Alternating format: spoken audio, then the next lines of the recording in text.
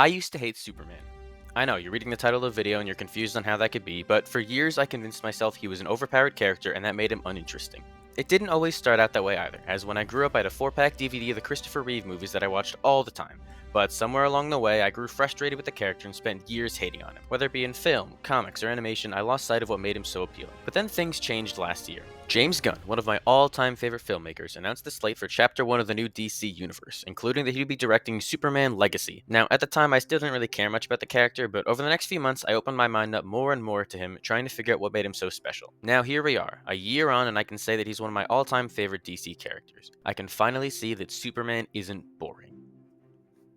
With any Superman discourse, you always see the same few critiques about the character, the most common one being that he's way too overpowered, and to some people that makes him uninteresting by default. And to an extent, I get that. On the surface, near invulnerability on top of so many other abilities seems broken, and in some cases it absolutely is too far. He doesn't need to be able to reverse time or erase memories with a kiss, or shoot a smaller, less powerful Superman out of his hand, but that's the version of the character I don't like. I think that can go way too far and it gets really uninteresting when he could do literally everything. It also becomes hard to keep track of the character when he has infinite powers. It's just a complete mess, and I agree with thinking that character is not interesting. But when you actually look into Superman's stories, that's far from how things are most of the time.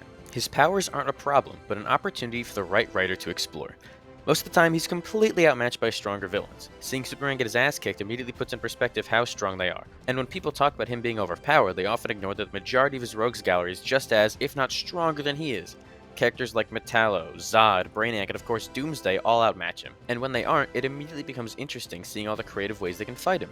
This is why Lex Luthor is his best villain, because he's always finding out new ways to battle him using only his brain. It also helps that Kryptonite can be found at your local convenience store at this point, but besides all that, he's still compelling at full power. In some cases, him being so strong actually becomes one of his greatest weaknesses. One example of this is his super hearing, which is one of the most tragic abilities out there. When you can hear everyone in trouble and you know you can't save them all, it's gotta feel frustrating. The complexity that comes from someone who thinks he can save everyone but ultimately can't is really interesting to read about. We know Superman is most likely going to save the day, but the drama comes from if the people he's trying to save will be okay. It just comes down to the fact that his powers aren't what makes him a compelling character, it's who he is as a person. A lot of people also like to think that Superman being a quote-unquote Boy Scout makes him boring and lacks depth, which couldn't be further from the truth. Him being a goody two-shoes is interesting because even if something is against the law, if it's the right thing to do, he'll choose it every time. It could put him in the way of some very powerful people, but he holds strong in his morals because he was raised to. If Superman wanted to, he could take over the world, but he doesn't want power. He doesn't want to be a god, he just wants to help people. What grounds the character are his wholesome motivations. He's just a farm boy with good intentions trying to do the best with what he's got. Clark's constant struggle to fight for truth and justice in a world that's losing focus on those two things is the most fascinating thing about him. It's been said a lot, and for good reason, that despite being an alien, Superman is more human than anyone. He was raised right by the Kents to be an inspiration and a role model, and it's very refreshing to see a character who constantly acts as a beacon of optimism, instilling hope into all those around him. His strongest power isn't his laser vision, it's not the flight, and it sure as hell isn't the cellophane S he can randomly throw at people sometimes. It's his empathy. He cares about the people of Earth more than the actual humans born there, and is willing to fight for them because it's simply the right thing to do. There's no struggle too small for him to help out with. It's why he's eager to get cats out of trees and help old ladies cross the street. He's been given these godlike abilities, and he wants to use them to make the world a better place in every possible way, and I think that's cool. I think a lot of people have lost sight of this because Superman is surrounded by bad adaptations that don't highlight what makes him interesting. Now, I'm going to say something divisive, so you have to promise not to hurt me. I don't think the Snyder movies did a great job portraying how Superman is supposed to be. Whoa, hold on. You promise not to do anything, just hear me out. In a bubble, not focusing on the source material, I think those movies work. They're beautifully shot, they have the best Superman fight scenes in live action, and Henry Cavill is perfectly cast, but his characterization is all wrong. I do wish that Man of Steel was a more hopeful film, but my problems mostly come in Batman v Superman, where he's barely given anything to do and represents fear more than hope. And when the mainstream version of the character is dividing fans and not drawing in audiences, the recency bias is going to make people think that the character as a whole isn't as interesting as he should be. I know for sure that affected me. Then there's the whole evil Superman dilemma. We've had more evil Superman than we've had actual live-action Superman movies, which is a huge problem. I'd say that the trend started with Injustice, which are two games that I really enjoyed but severely damaged the Man of Steel's reputation.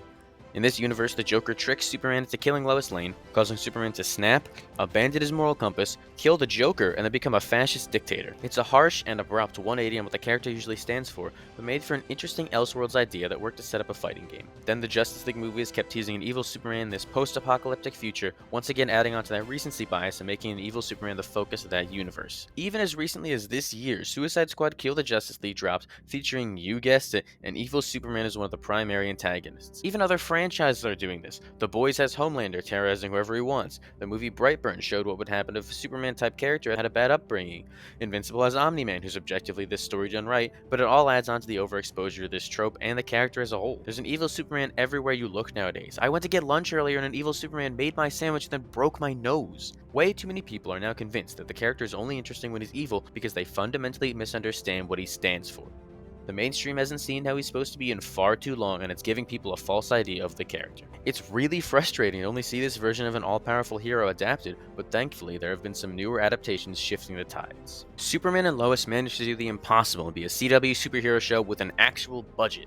It looks at the character through the lens of him being a father, which is a pretty refreshing take. But my favorite adaptation by far has been My Adventures with Superman. This 10-episode animated series was what really opened my eyes to what he can be. It's a newer take on Superman, embracing the anime influence, but still honors the past and keeps the core of the character alive. He's more hopeful than ever, and the dynamic between Lois, Clark, and Jimmy is perfect. I would die for all of them in a heartbeat if it meant this show would go on for 80 more seasons. The series as a whole serves as a reminder of why Superman is still relevant today. Is it perfect? No. There's an over-reliance on technological villains which can get a little old, but I'm more than willing to ignore that when it gives us moments like this. Clark! Are you alright? How did you know you'd be bulletproof? I didn't. I just knew that you weren't. One of the biggest plotlines in the show is also a critique against the evil Superman trope, as the series goes out of its way to showcase why the character works best when he's a kind and genuine hero. Seeing a version of Superman exude constant positivity was genuinely a light bulb moment for me, and I became a lot more interested in the character. This caused me to go back and start reading the recent Dawn of DC Superman comic, which has only further enriched my love of the character. I seriously can't recommend that show and comic run enough. They're perfect examples of what I think Superman needs to be today. Superman Legacy is set to be the next major appearance of the character, and it's a huge opportunity to restore his image. From every interview and piece of information we've gotten, it genuinely seems like Gunn wants to do an authentic take that brings Superman back to his roots. I'm really excited to see what this movie has to offer, as he hopefully shows why a bright and cheerful Superman is the best.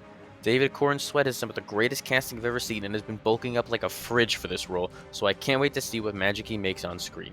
Damage has been done to the character in the public eye, but it's not too late to re-establish him as the hopeful icon he once was. I have faith that Gunn can pull this off and give us a Superman who fights for truth, justice, and a better tomorrow. Thank you all for watching. I hope that after this video you're more of a Superman fan than you were before you started, and if you were a hater like I used to be, you're willing to give him another chance. If you're looking for something else to watch, you can click right here, and don't forget to like and subscribe if you want to see more videos like this. I heard that if you don't, an evil Superman is going to enslave us all, so I really think you should.